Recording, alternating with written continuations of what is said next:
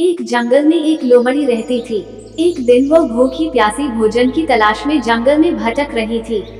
भटकते भटकते सुबह से शाम हो गई, लेकिन वो शिकार प्राप्त न कर सकी। जंगल के समीप स्थित एक गांव में पहुंच गई। वहां उसे एक खेत दिखाई पड़ा। भूख से बेहाल लोमड़ी खेत में घुस गई।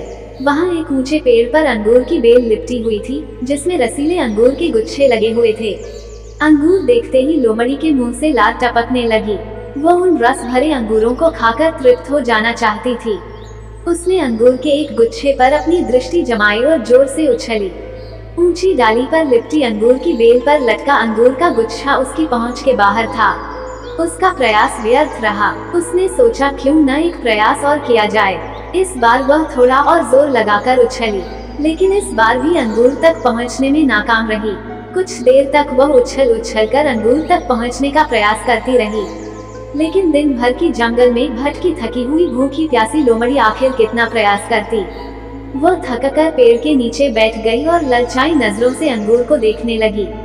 वो समझ गई कि अंगूर तक पहुंचना उसने बस के बाहर है, इसलिए कुछ देर अंगूरों को ताकने के बाद वो उठी और वहां से जाने लगी।